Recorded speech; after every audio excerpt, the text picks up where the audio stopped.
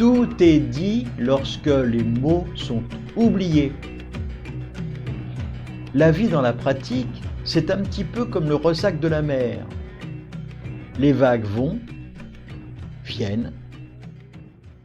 Dans un lieu de pratique, les pratiquants vont, viennent. Il en est de même en ce qui concerne ces enseignements du web. Tantôt beaucoup de vues, tantôt pas beaucoup de vues. Mais en fait, tout cela n'a pas tellement d'importance. De temps en temps, la mer se retire, puis elle revient au gré d'une marée, se retire à nouveau. À chaque fois que la marée du zazen remonte, eh bien, le dojo se remplit. Puis avec le reflux, quelquefois le dojo se vide, puis il se remplit à nouveau. Il en est de même avec ces enseignements. Tantôt vous êtes nombreux, tantôt la fréquentation se compte sur les doigts d'une main, mais ce n'est pas très grave. En y prêtant attention, et ce sujet nous l'avons souvent abordé, c'est ce que nous venons rechercher dans la méditation zen ou dans ses enseignements. C'est cela qui est important. Beaucoup de personnes qui sont passées par ici sont en quête de connaissances nouvelles, une espèce de France culture bouddhiste. À chaque visite, un enseignement, des citations d'anciens maîtres, une impression étrange d'être un petit peu plus instruit, d'avoir acquis une connaissance supplémentaire. En fait, beaucoup de visiteurs viennent rechercher de nouvelles connaissances sur le bouddhisme, sur les écoles. D'autres viennent vivre une expérience mystique. Enfin, d'autres souhaitent ajouter un mystère à leur vie civile. Ce petit plus qui rend admirative leur relation sociale. Oh là là, c'est extraordinaire. Et pourtant, c'est exactement le contraire qui devrait se produire. Chaque enseignement est là pour inciter le pratiquant à s'oublier lui-même. Ces enseignements se doivent d'agir afin de permettre au pratiquant à se connaître lui-même, non pas en fonction d'événements extérieurs, mais de se connaître lui-même à partir de l'observation objective de son ego. C'est pas toujours comme ça que ça se passe. Ainsi, vous comprenez mieux que la méditation n'est pas une pratique de détente, comme on aime à vous le faire croire dans toutes les pseudo-écoles mercantiles qui émergent de ci, de là, mais une pratique exigeante, introspective, qui incite à descendre au plus profond de sa réalité cachée. Il s'agit de dépasser cette observation superficielle afin de se fondre dans l'origine de son être profond, là où les mots sont parfaitement absents.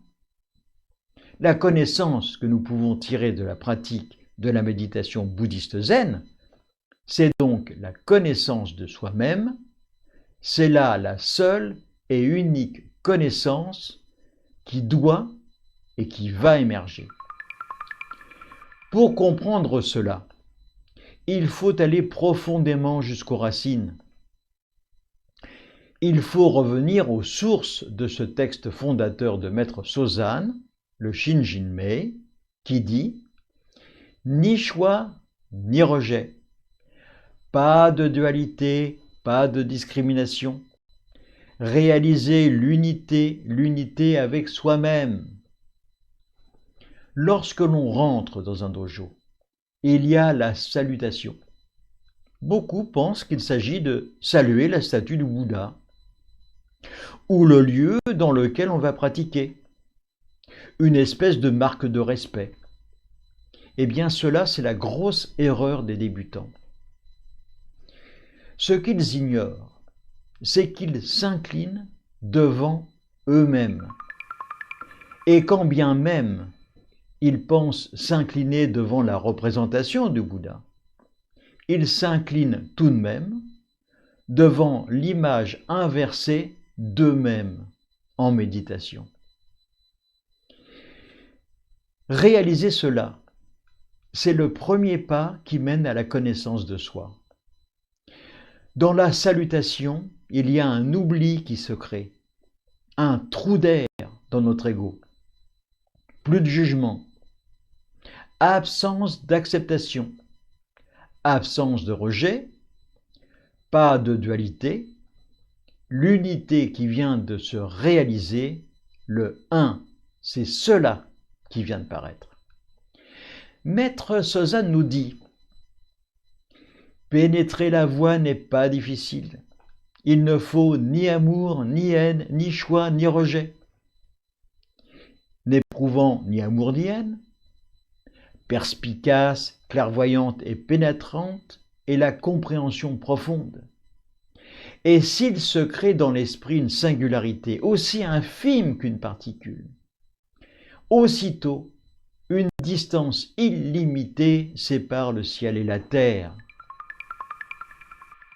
En résumé, si vous réalisez ici et maintenant le Satori, l'idée de vrai ou de faux ne doit plus pénétrer dans votre esprit. La lutte a disparu, mais il n'y a pas non plus de nouvelles connaissances.